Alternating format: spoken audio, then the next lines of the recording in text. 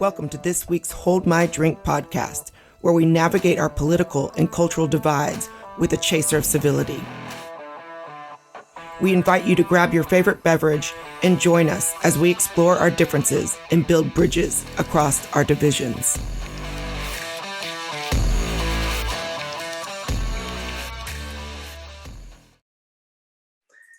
Welcome to this week's Hold My Drink and Counterweight podcast. Today I have my co-host Jeff Fullington with me, and we have a frequent guest, Debbie Hayton. Debbie, it's so good to see you again.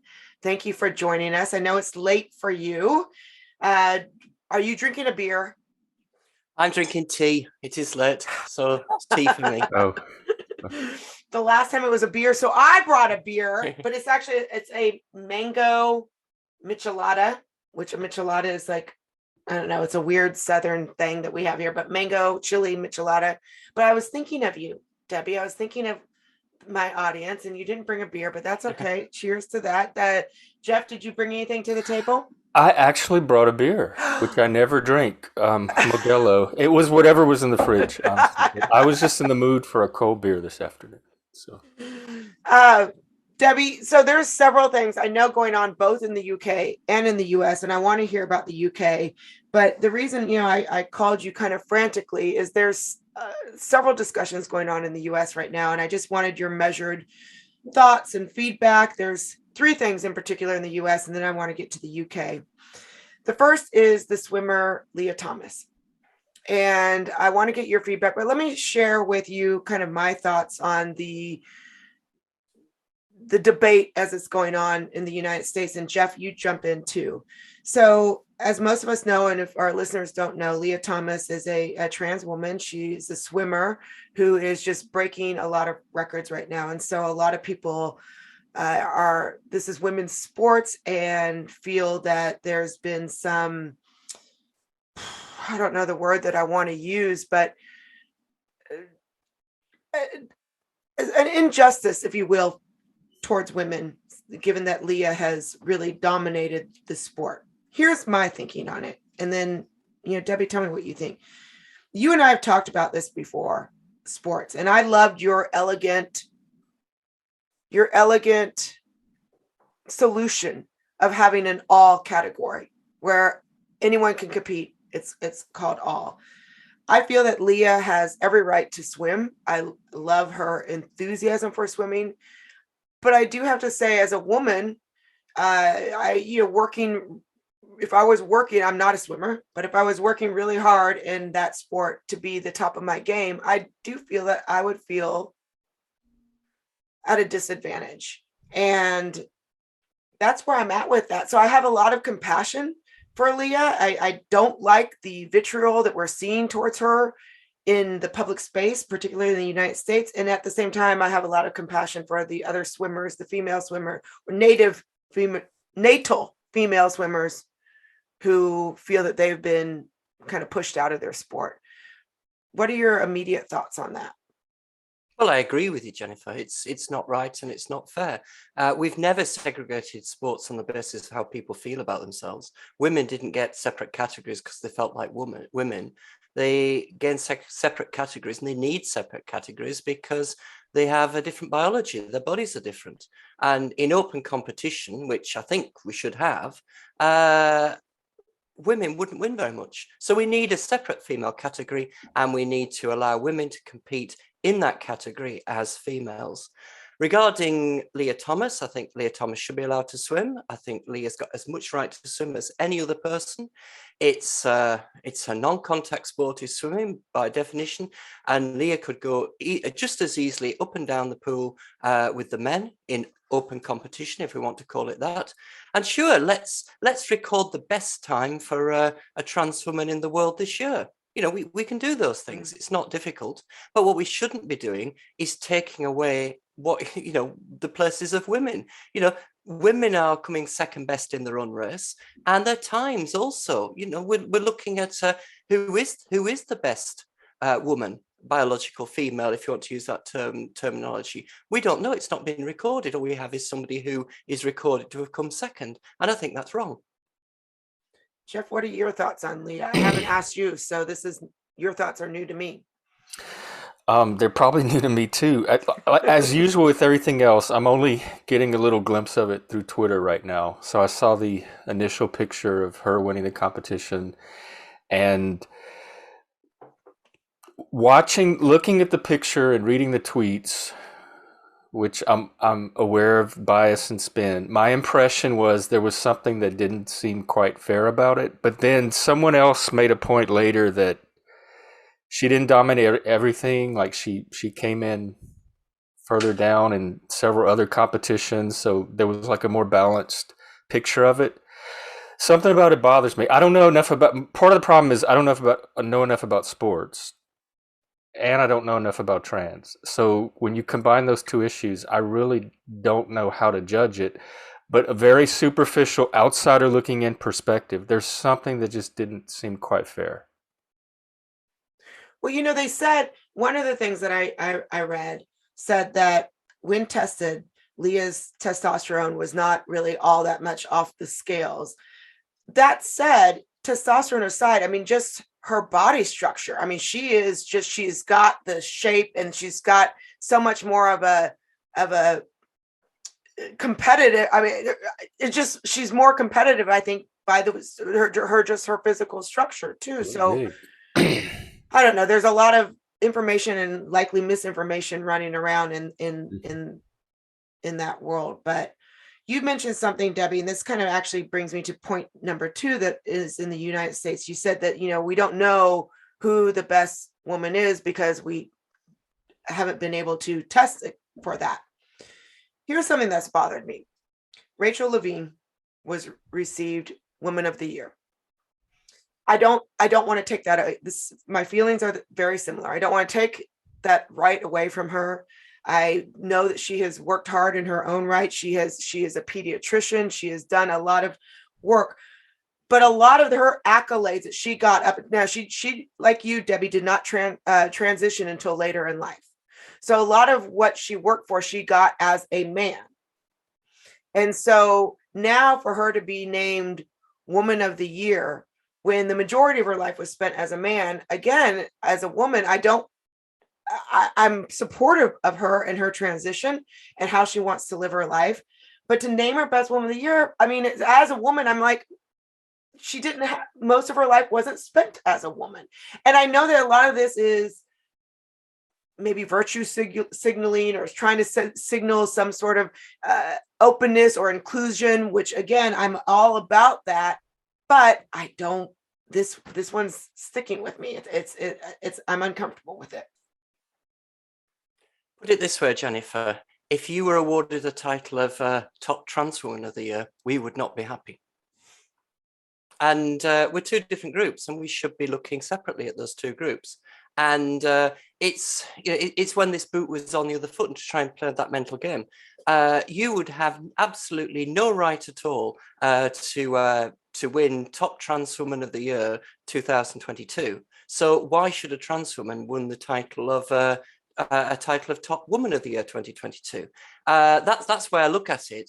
But again, it comes down to the fact that we're 2 separate groups, and to conflate the 2 is unfair on one or possibly both. And in this case, as you say, that Rachel Levine lived for so long as a man, had all that advantage in upbringing and early career and career path that women didn't have that. So it's taking away those awards which have been set aside for a group which did suffer disadvantage and being taken by somebody who didn't suffer that same disadvantage. So what though, I mean, if you know, because I don't know, what is, I guess I can guess. In the United States, there is this, and you and I have talked about this before, I think there is this debate where, again, trans women are women. You and I have talked about this all the time. And so I think someone, if they just heard what you said, that would be the argument. Well, but no, because trans women are women. And I don't know where we are able to, in our public dialogue, find that middle ground without, I mean, everything's either or. How do we find, I mean, what you gave a very elegant solution to sports. We just talked about Leah Thomas having an all division. What what are we missing that we could be doing better? I think we just want to fight. Honestly, I just think we just want to fight. I mean, Like we'd be fighting about something else if it wasn't this. I do. I just feel like we're always looking for a fight. I mean, what are some of the solutions? I mean, again, I mean, it would seem simple. Like, let's have a best trans woman of the year. You know, Debbie Xander, our friend Xander, who you've met and have been on a podcast before. I mean, was awarded one of the top most influential trans men of the year. I mean, there are those categories out there. There are those opportunities. But I guess, you know, we're in that debate in America where, well, if you say that you're a woman, then you really are a woman. And I know you and I have talked about that before, but do you want to weigh in a little bit on this? Well, it's just not true. This is the thing. It's an assertion that's made that trans women are women. But if trans women are women, then women are trans women, surely. But no, we know this is not true. We know there's two sexes. We know that the two sexes are different. And anybody who doesn't believe me, I usually say, go and talk to your biological parents, both of them, because I bet you've got one of each, as we all do. We all know this. These are truths which we've held. But somehow this narrative's taken over that it's almost like wishful thinking has taken away, has put aside reality. So if we wish for something hard enough, then that must be true, and we must all affirm this fantasy. It's nonsense, and it's causing so much harm. You know, you've mentioned about the Women in Business Awards. The top women awards. You've also mentioned sport. I think sport is the one area where the public actually gets it very easily. There's other areas where women are losing out that people don't really see the issues or the problems. But in sport, it's very, very obvious. And it's very difficult to sit on the fence in sport because either you think it's right for Leah Thomas to compete with women, or you think it's not. You know, there isn't really a middle ground there. But what we're told is that to think that Leah Thomas is not a woman like women, like other women, as it's sometimes said, is a hateful thing to say and is an exclusionary thing to say. Well, it's the truth. And we shouldn't be frightened of the truth. And if we start denying the truth in that respect, then where are we? You know, what can we rely on? You know, who decides what happens? Do we rely on who's got the biggest influence, who can find the most supporters, you know, who's got the most followers on Twitter? You know, where does truth lie? But I think we've got to keep coming back to science, that there are two sexes. The sexes are divided by our biology, and it makes sense to divide sport in terms of sex because bodies are different, and it's sensible to divide awards such as what we said about Rachel Levine in terms of sex because, you know, women face disadvantage in society not because of how they feel about themselves. They face disadvantage because they're women. You're women, and there's things that women's bodies do that mine and Jeff's don't, and those are things which we can't wish away. We really can't. Jeff, what are you thinking?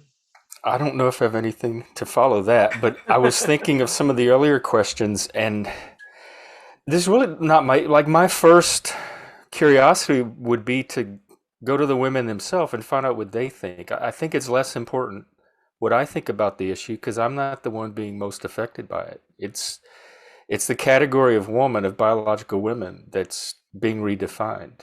And so I'd be more concerned, like my feelings would follow theirs. Well, I'll speak to that. I mean, I'm one woman, and I know that, you know, I'm only one voice, but exactly what I was just saying, though, I don't want to dismiss the exceptional swimming of Leah Thomas. I don't want to dismiss the exceptional work of Rachel Levine, and yet, as a woman, I feel more disadvantaged in this world than I did beforehand. And so in some ways I feel we've become a bit regressive in how we've promoted, you know, women primarily before me. I've gotten the privilege of riding on the coattails of my, you know, mother's generation that fought in my grandmother's generation that fought for our rights. But I can't help but to feel more disadvantaged now and less a part of the conversation. You feel less apart? Like, yes. Even as a woman? As a woman, yes. Yes. Yes. But that's not to say, because again, I want to give all the love and all the support of the Leahs and the Rachels in the world, but to have them compete against natally born women like myself, I feel there is a disadvantage that is new for women. Here's the other thing that for me, that I'm from the gay community. I'm gay myself. So we had trans people in the gay community. This seems like a different type of trans person. The trans people that we grew up in the gay community, they weren't traumatized by pronoun usage. They could acknowledge that they were male, like they were once male and now they've transitioned. There wasn't this need to deny that they were ever male or to pretend like that is a new form of trans to me. Like the dead naming, the misgendering, the trauma that comes from not being treated as if you're physically female, whatever gender you think you are. That's not how the trans people that in the community I grew up with were. They were very grounded about it and realistic. So there's like a shift where now it's almost this gaslighting or this playing along with this unreality, and that's a new element to me. That's not something I encountered growing up in the gay community. So what's changed? What do you think? I don't know. Debbie? Does trans come in waves like feminism? Is this a second or third wave of trans activism that I'm just not familiar with? Because I had no problem with trans as I knew it coming up.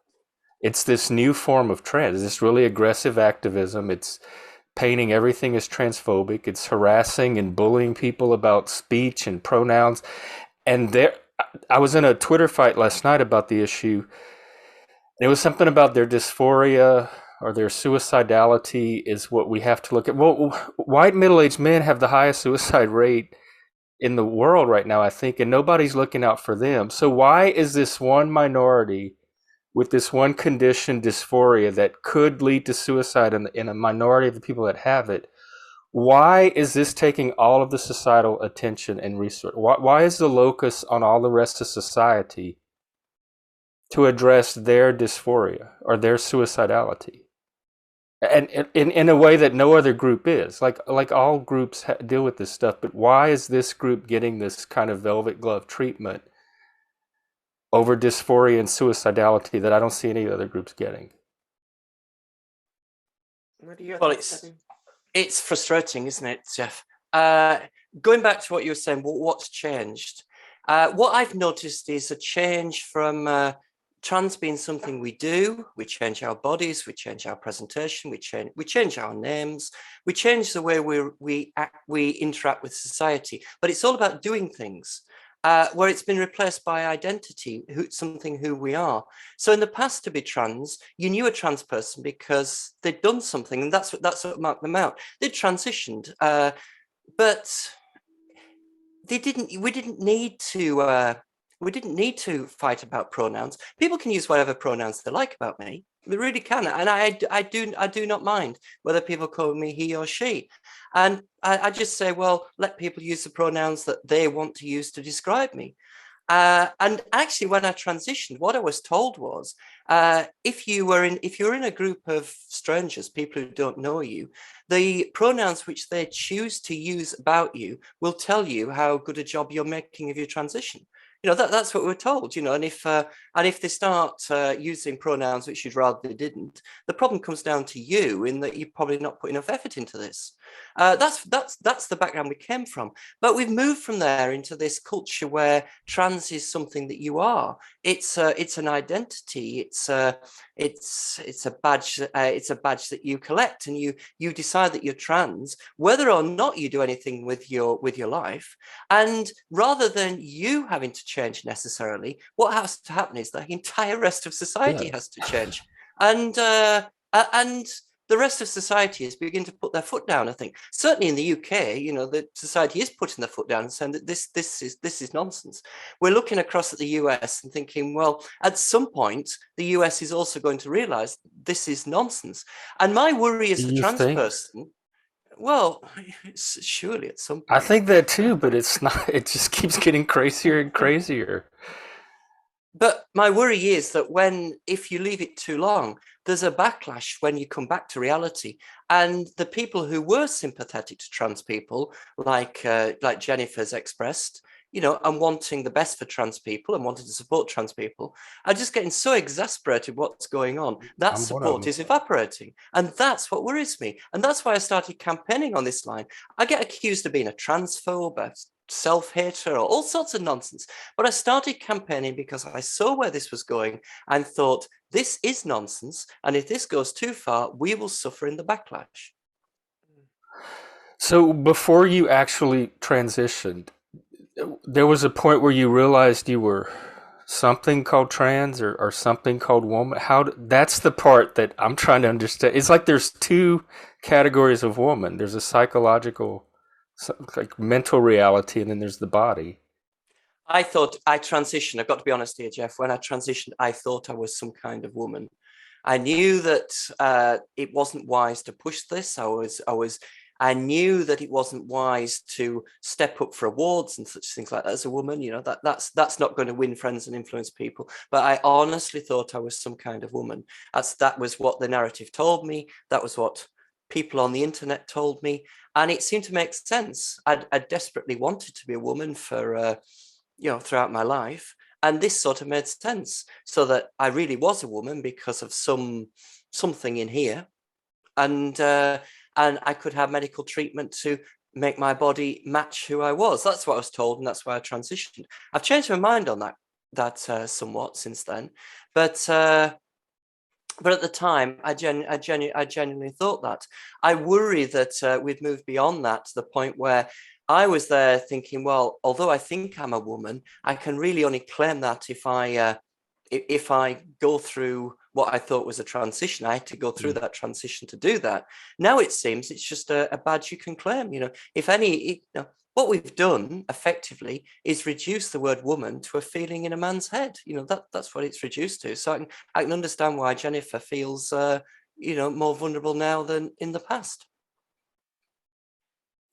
Do you think there's this inner archetype or psychological reality or platonic form called womanness that people of all genders have the potential to participate in? And is that worth labeling or identifying and honoring the reality of? But it's what it is. None of us can know what it feels like to be anybody else. The actual reality of our sex bodies, yes, that's worth recording, and it's worth basing divisions in society on, because it makes sense. Feelings, I'm less sure about. You know, what is this feeling? I said I'd changed my mind on a lot of things. What I've come round to is that it comes down to the sexual dynamic between human beings. Most of us signal to the world as our biological sex and seek partners of the opposite sex. And this is all about how you ensure the propagation of the species. That's what most people do. Now, some men are attracted to their own sex, but it doesn't mean that they're women. Right. And some men project to the world in the same way as the opposite sex, but that doesn't mean they're women either. This is just part of the rich tapestry of humanity. You know, we're all different, and it's these differences that mark us out as individuals. So I think we should, I think we should allow people to be themselves, but we've got to do that honestly and say to trans women like me that yes, you are biologically male. You should be, we shouldn't come after you if you decide to wear a skirt, or if you grow your hair out, or you change your name, or you feel that people start using the opposite sex pronouns for you. But on the other hand, that needs to be kept in the context that there is a greater reality, that there are two sexes. and we don't change our sex in the process of doing that. And we need to respect the rights of the other sex throughout this process so that we don't impinge on their rights. Why is that message not the one that's getting through? Because that sounds so sensible to me. I think it comes down to I got into a lot of trouble once for wearing this T-shirt that said "Trans women are men, get over it." And what year was this and where? It was 2019. I wore that yeah, it wasn't T-shirt. long ago. Oh. And it's caused me no end. It got me into all sorts of hot water to that T-shirt. It was a take on Stonewall UK's slogan of trans women are women, get over it. And I thought, well, if you can say that, that's a political statement. I can say the opposite. But what I wanted to mark out there was to say that the get over it is important. And I think that what Stonewall were trying to say is trans women are women and the rest of society needs to get over this. And I don't think that's true, actually. I don't think the statement's true. Trans women and men get over it was a message to us. If we get over that basic truth, then we can live with confidence and feel secure in who we are. We're not trying to be women. We're not trying to be the opposite sex.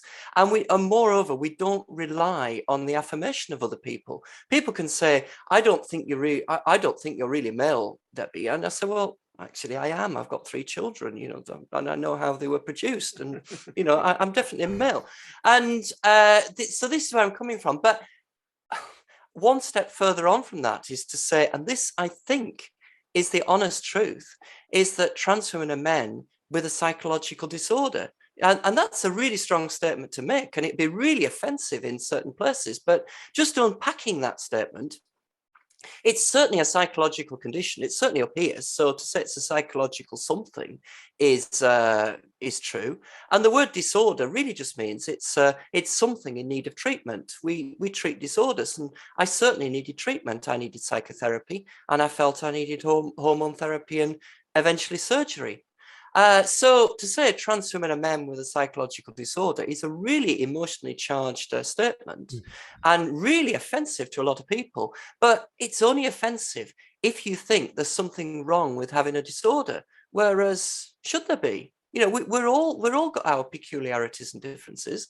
And let's face it, to be ordered means you're all standing in line like ordinal numbers 1, 2, 3, 4, 5, 6, and I just don't want to do that. I want to step out from the crowd and give the choice of being ordered or disordered. I choose disordered any day. But I think we're in such a world where to say that people have disorders is just it's just not acceptable. And I think we just lost the plot in some ways there, to say that it's perfectly acceptable to be different.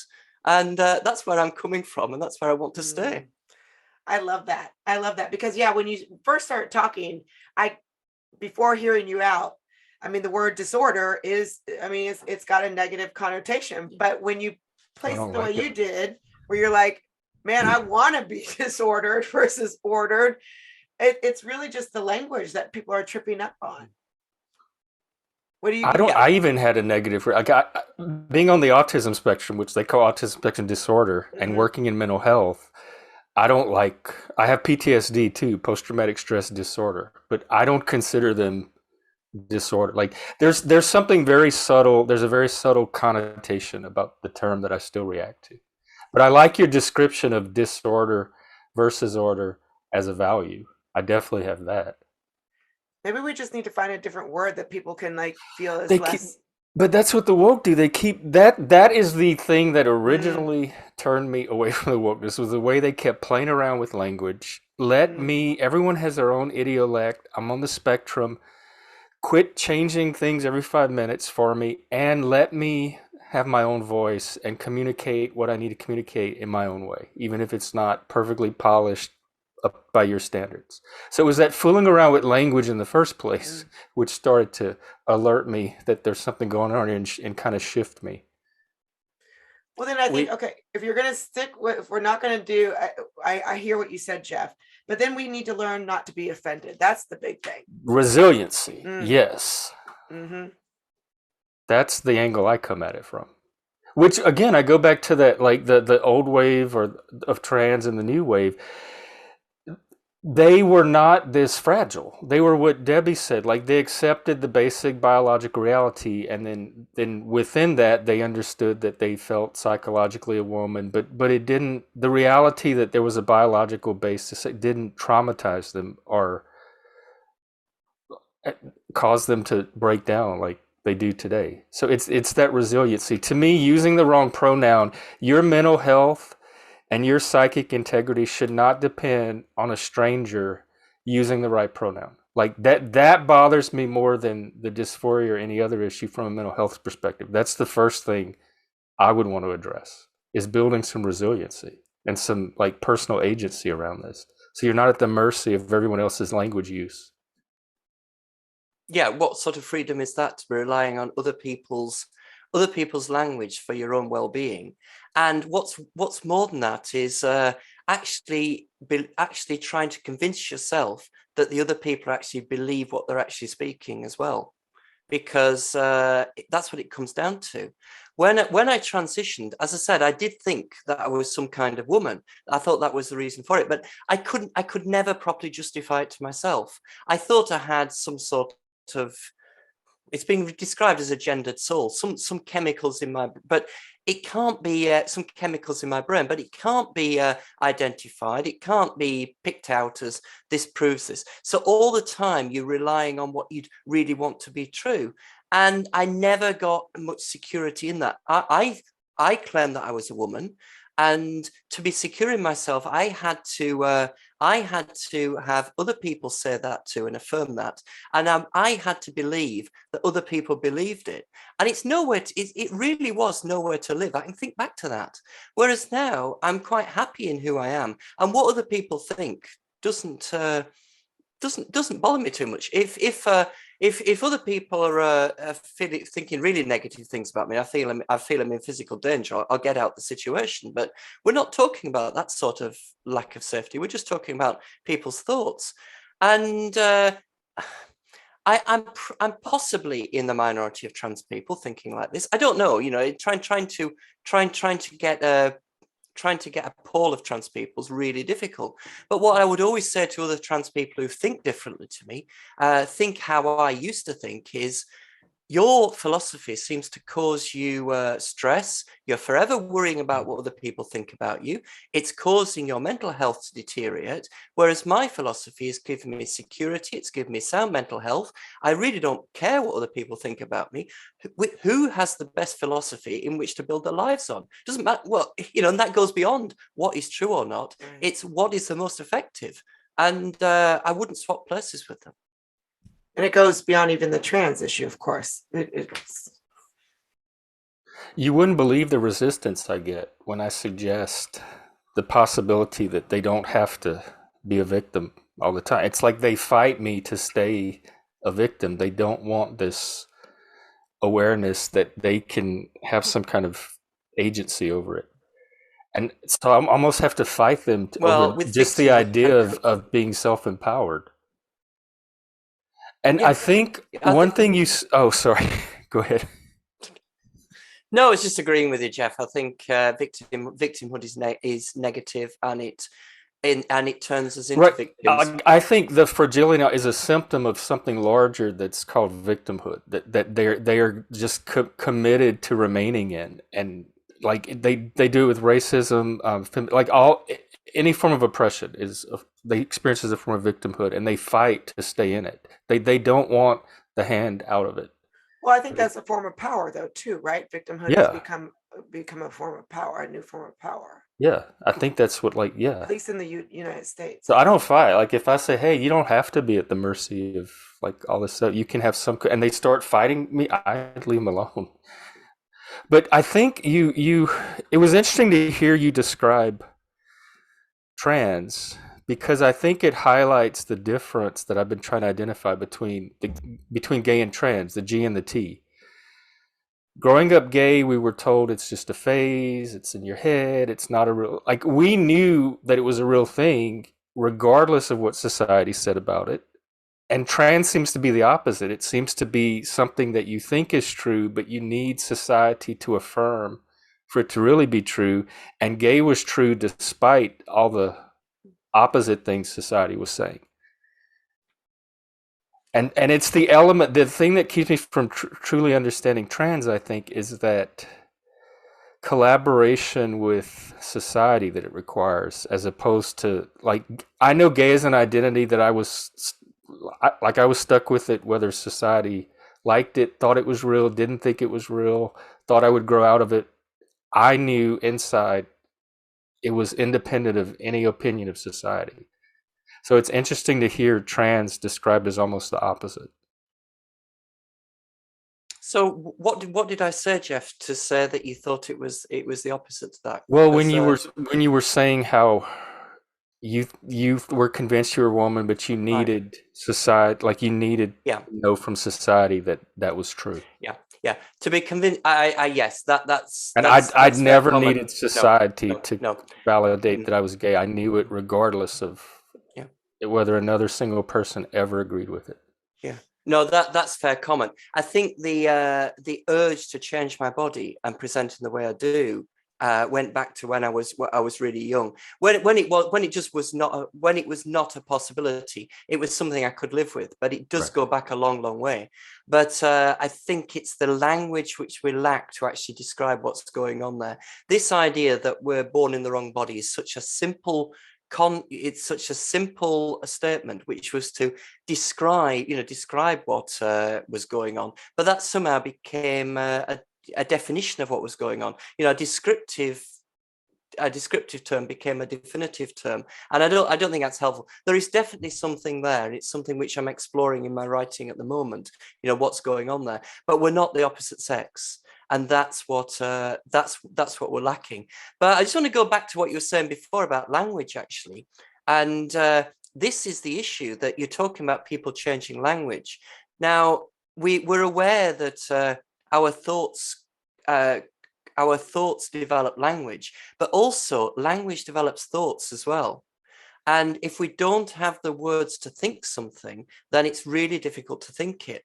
And that's what worries me with the change of language, because when you change language, you do change the way people think.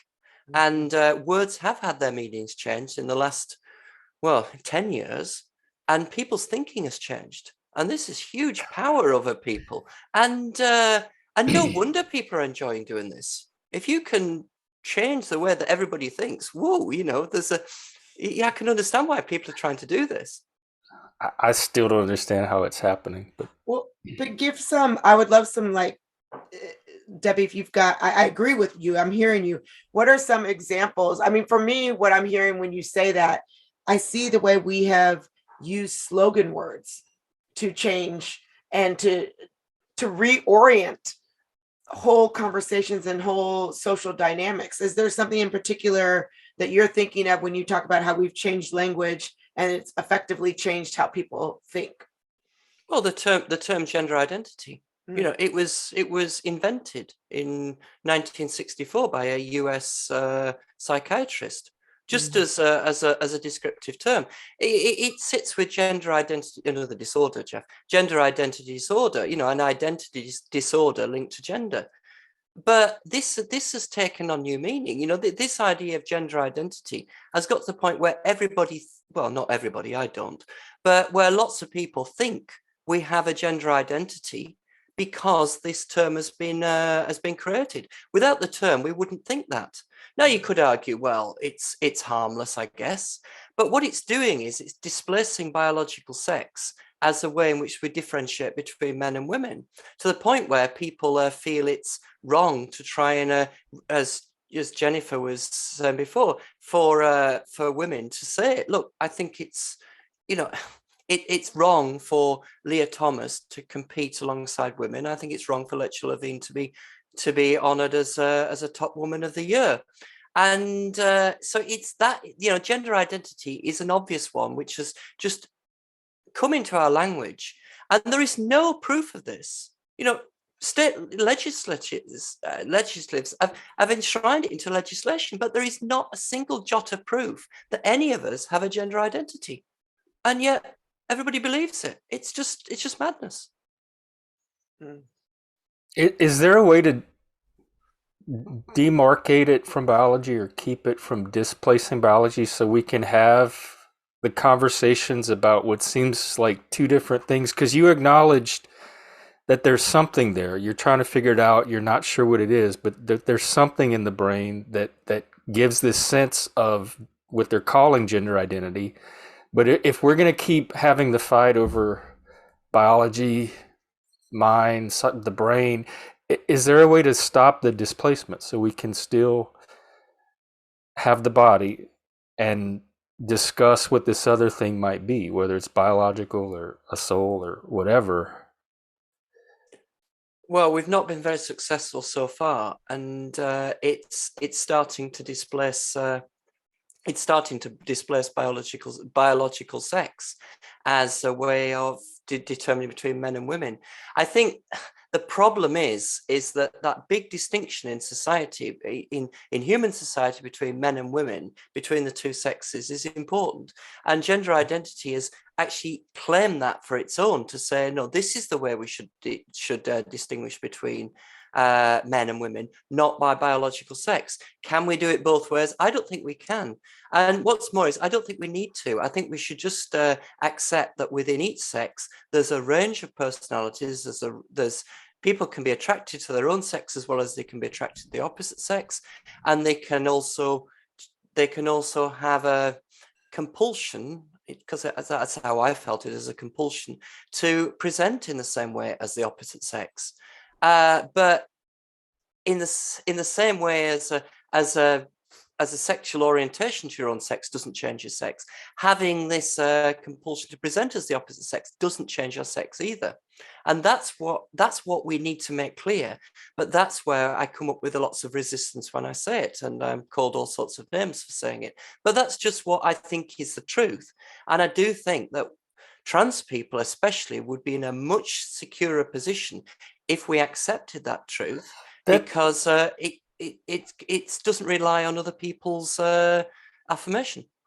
It seems like all the trans people I know seems like they did. That's why I'm saying that this seems like a new thing, that all of a sudden that truth is something to battle or reject, because my whole life was what you just described.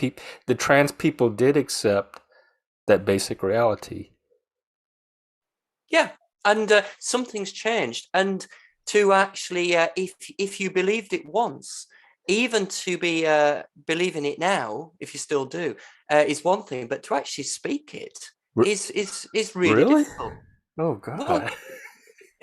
Well, the pushback which I get from saying that actually trans women are male, we're not the opposite sex, we're not female, so we're not the same as Jennifer. I say that, and the pushback I get is enormous. My employer receives communications about me. I'm a hateful person. I shouldn't be working there because have you seen what Debbie Hayton's been saying about this? And I'm relying on my employer basically to stand by me, and they have done. Other people's employers have terminated their contracts because they don't want seem to be employing people with these views. It's really sinister. It's a shift from truth to power, because you talked about like that, figuring out what the phenomena is and exploring and fun, and they're talking about using it as a path to power, because justice is founded on power. It's not truth. So we start out as the quest for truth, and somewhere along the way they're like, no, we're not so much interested in truth as we are in power. Even we're calling it justice, but it's power that we're after to achieve the justice or redress the injustice. And so there's this shift at some point away from finding out what it is to kind of insisting on what it is and trying to gain power with it. And that's the part of the process I've been trying to trace for like years now. How is that happening? It's happening in the academies with really smart, intelligent people, I'm assuming. At least that's what was in the academies when I was in it. How is it slipping through? I just want to say, Jack, that link from truth to power, shift from truth to power.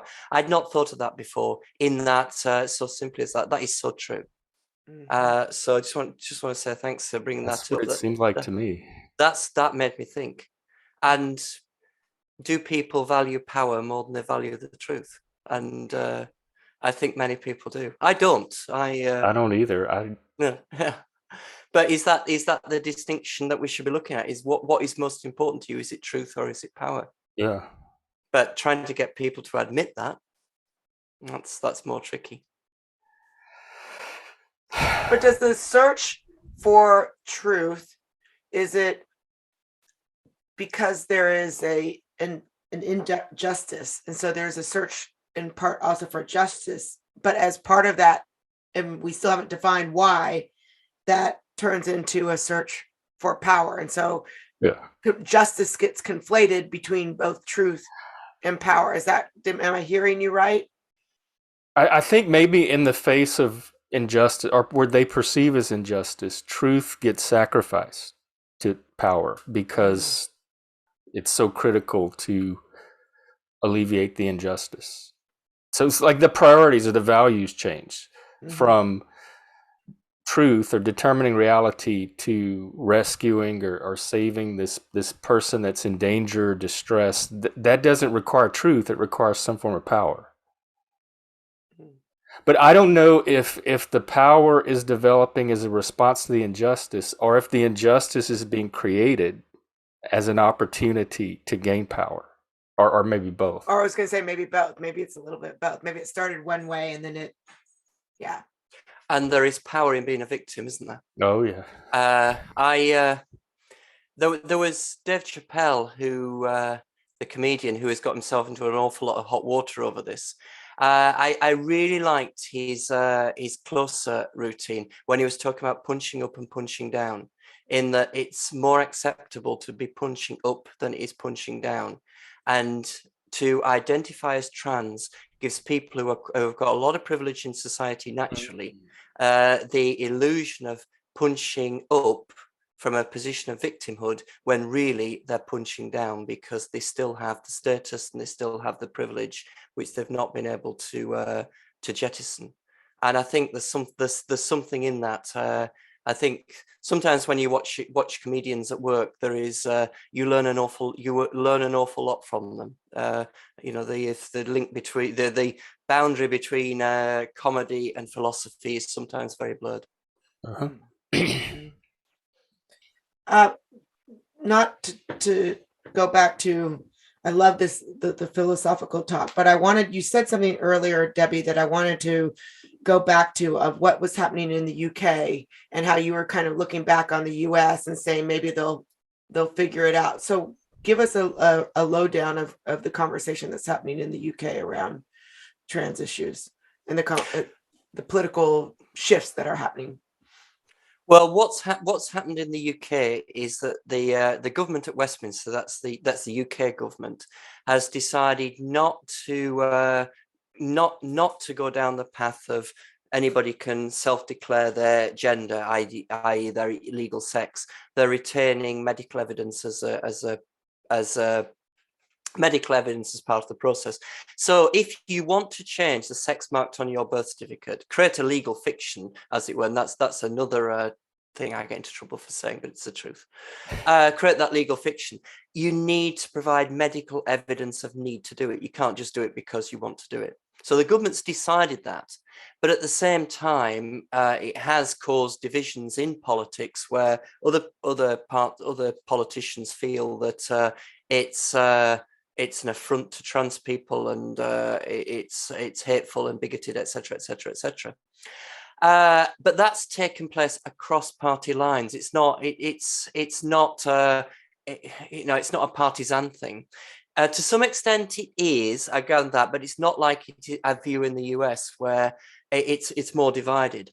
So there are people on the left in Britain who are who I think are sound on this, and there's people on the right wing of politics who are just off with the trans women camp. So it's split across there. But what's happening is that it has been it's an issue that we can talk about, and politicians are asked about this. Politicians will go into a studio and be expected to talk about the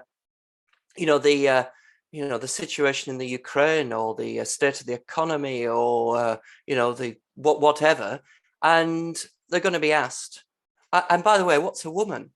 And they know they're going to look ridiculous if they can't answer it. And the convoluted statements which they come out with are just bizarre. Anyhow, our Prime Minister, not that I've got a lot of time for him, I don't, Boris, yes, I don't have much time for him. But actually, the dispatch box in the House of Commons actually came out with the fact that when it comes to distinguishing between men and women, that biology is still, what did he say? Biology was still overwhelmingly important. Well, I'd say it was incredibly important, but to say that was just so that's where we are, and it's causing the discussion to come away from the margins of social media and actually into the mainstream, and that encourages me. But at the same time, we have other politicians who seem to be digging their heels in. And the other thing that's interesting is in Scotland, which has got a lot of Scotland has a significant self-governing powers. Their own parliament has got a lot of devolved powers. They have the right separately to decide on gender recognition. For some reason, it's a devolved matter, and they're taking a different line on this, which is really bizarre how that works. But going back to what Jennifer was saying about what's happening in the UK, it is at the front of politics. When a politician goes into a studio, they are regularly asked this question, and when they can't answer it, they are put through the mangle a bit, and that I think is making people think twice about what's really going on. Why take a position you can't defend unnecessarily? And I'm just hoping that more and more people are beginning to see this, because it is unnecessary. You can protect the rights of gender non-conforming people. You can protect trans people's rights without pretending that we're something we're not. What bothers me as a trans person is the fact I'm trans. I'm bothered about being treated less favorably. I'm bothered about being dismissed from my job for this. I'm bothered about being denied goods and services. I'm bothered about being possibly abused in the street for being trans. And I've got legal rights in all cases. So if I do get treated less favorably, I can take legal action against somebody for doing that. If I get abused in the street, it's transgender. I think the term is transgender identity that the courts use here. It's an aggravating factor in hate crime. So we've got lots of rights. Which we can defend, but I don't think it's helpful to go on and claim a status which we don't have, and I worry that that's going to have a negative effect. So I'm quite keen to return to reality, and then we all know where we stand, and we can all agree on the truth, to use that word again, and then we can move on confident with each other.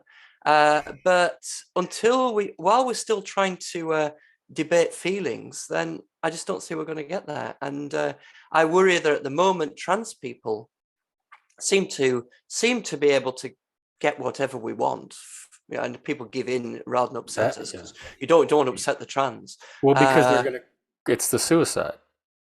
Well, yeah, the suicide, but I always want to know is, are there any control? Where do these figures come from on the suicides? We hear this bandied around, but where do the figures come from? Are they properly controlled studies, or are they self-reported polls? Where does it come from? We don't know.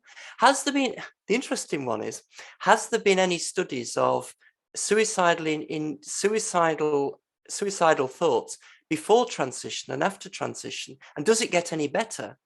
And the studies I've seen suggest that it doesn't really. There's perhaps people with mental health conditions who struggle with suicidal thoughts, still struggle with it, just transition help. But we hear this about suicide, but I think we need to call out the claims to say, where does this come from? And if it really is an issue there, then some proper controlled studies need to be done of trans people before transition, after transition, look at different types of trans people who have been through a full medical transition and surgical transition, people who haven't, and then compare us with a properly controlled study of the general population, a properly controlled group from the general population. As far as I'm aware, that study's never been done, and it needs to be done. If this is a problem, this needs to be done. And until it is done, we've got to treat with suspicion those claims. I think again we go back to truth. They're bypassing the truth part of the process and going right to the power part. But when you talked about returning to, like, stop talking about feelings and return back to a truth, I think those days are gone. I think it's what Jennifer said. If and when this gets resolved, we're going to be fighting about something else. I think this is the new norm. I've seen it happen with so many issues since COVID. It's one thing after another that we're just going to be fighting over the truth, over the feelings, over. This looks like the near or long-term future, at least the way social media and the world is currently networked, that we're just going to be fighting all the time about something. Yeah, and it's moved from and it's moved to identity in all those areas. You mentioned COVID. Yeah, society differs on how we should respond to COVID, and you identify with a group. And if other people share your ideas, they're good people, and if they disagree with you, they're bad people. In the UK, we had a similar one over our relationship with the European Union. Oh, the Brexit.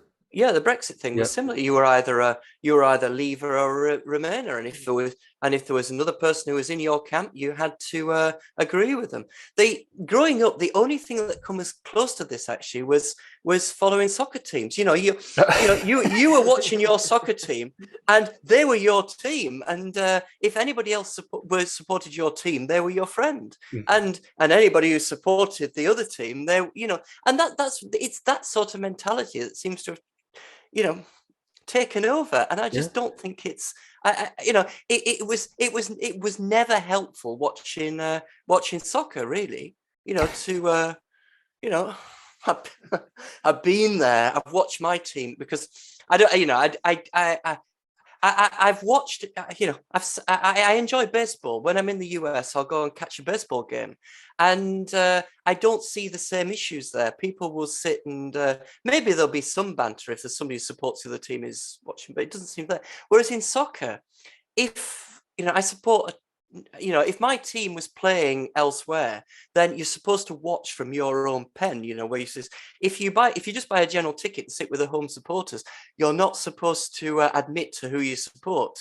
And if you do, the police will escort you out the ground because for your own safety. That's the rule. So I'm sat there, with all the other supporters. My team scores the goal. My fellow supporters down the far end all go bananas. Everybody else is sitting in stony-faced silence. But me being me, I can sit in stony-faced silence as well and just love the reaction from around me. So that's me. But I just think, why should it be like that? Why should we get there? So, but if we do that over soccer in the UK, then I can see how it's arrived in politics. And I just think it's so destructive. We should be debating ideas rather than people. I think those days are gone. It's like we're re-tribal. Like we're tribal. We know we're tribal, but civilization kind of lifted us out of that or expanded that into something larger. And social media, it seems to be re-tribalizing us. And I watch those lines move almost every week, if not every month. Like there's some issue that's splitting the social media community, and it's not always the same split or the same people on each side every time. So it's just going to be this constant series of issues that keep dividing and splitting. And I've just learned to kind of try to stay above it all. And meanwhile, existential crisis like wars in Ukraine. Right. Yep. Which I've already, I think a lot of people have already stopped watching that because new issues have come on the page since that. I don't watch it as much as I used to. It just every week a page is turned and there's something new to divide over. And no matter how serious the week before was, it always gets displaced by, like, I know we're at war with Ukraine, like Russia's and Ukraine and all that, and that was dominating my social media. But now it's trans stuff. Every time I pull up social media, all they're talking about is the trans stuff. Yeah, Leah, that's why, I wanted to talk with Debbie. I mean, Leah and Rachel have really taken on a lot of the, at least in America, taking a lot of the, dominated the headlines. So, okay, Debbie, I want to end on a positive note. Tell us like your greatest, and it doesn't have to be anything related to your gender identity. Tell us like your greatest, latest victory in your world there in the UK. Oh, personally, Yeah. You floored me for the moment. I want to keep it away from this gender nonsense. Yeah. Because it can take over, and it does take over. But the big change in my life recently is that my partner got a new job, and we've moved to we've moved cities in the UK, and we're settling in where we are, and it's just something that. Because I'm now 54, go back 2 years, I thought I would be following exactly the same path through to retirement. I thought I'd be in my present job until I was 60, until I could afford to retire. But she got a new job elsewhere. We've moved, and life is moving on, which is it's really exciting to be doing something new and not counting down the days to retirement, which I was just about on the edge of. Whereas now I think there's a new phase starting here. Well, is that why you were traveling today? Are you? Yeah, I'm still working in the old place. So I'm living in one place, and then I'm traveling for the week too. But I'm only doing that until the summer. Then that's finished. That's awesome. Jeff, any last thoughts or questions from you? No, this has been great. Thank you. All right. Well, Debbie, thank you so much for sharing your time to talk about the crazy of the world in the US, and even giving us that perspective also from the UK. I hadn't been keeping up. We get so crazy with Leah Thomas and Rachel Levine here that it seems like the whole other world gets blotted out. So that was I'm grateful for you. Thank you. You do sound hopeful though, if I'm not mistaken. More hopeful than Me or Debbie? might be. Debbie, about things turning around and maybe getting back to truth. Well, if I lost hope in this, then what's the point really? I wouldn't give up hope. Whether it's a sensible, whether it's a realistic position to take, I don't know. I was thinking it was realistic. I'm going to pretend like it was. Well, I think it is, but I never give up. The one thing, because go back 5 years. I was talking about the UK government and not bringing in self-identification. When they first mentioned it 6 years ago, 5 years ago, we campaigned, myself, a few of the trans people, lots of some women's groups, we campaigned against it. And we, at the time in 2016, 2017, 2018, well, I can't speak for others, but what my feeling was it's important to do the right thing and campaign for the right thing. We'll lose, but at least we've made our point, and perhaps in years to come, people will think, well, it wasn't, at least there was opposition at the time.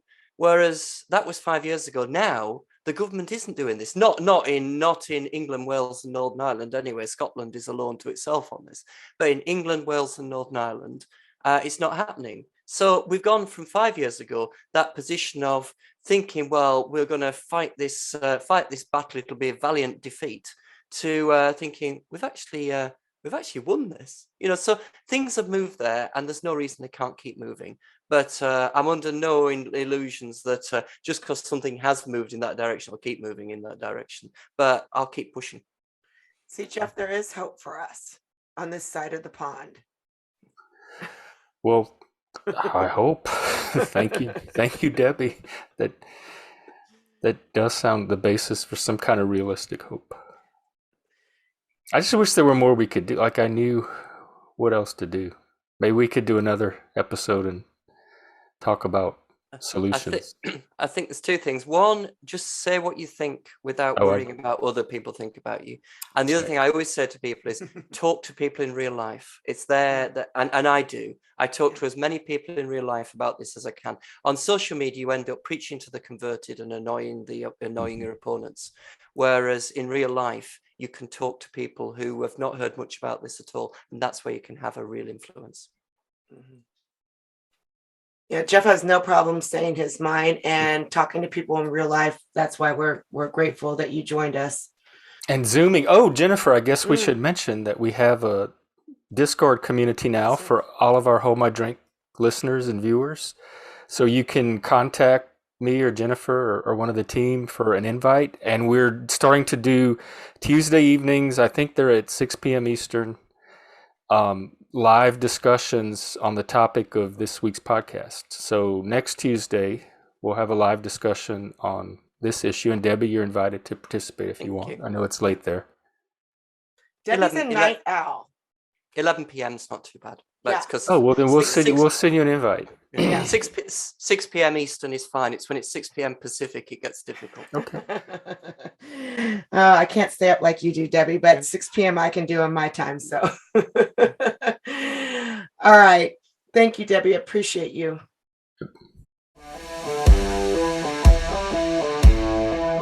Thank you for listening to this episode of Hold My Drink. Like or subscribe to the show and check out the show notes to see what each of us is reading. Different news with different views. You can find us at holdmydrinkpodcast.com, all major podcast platforms, and on YouTube. Or subscribe on Substack at truthinbetween.substack.com so you never miss an issue. If you want to join our Discord community, drop us a line. And until next week, may your conversations be constructive and your divisions diminished. Cheers.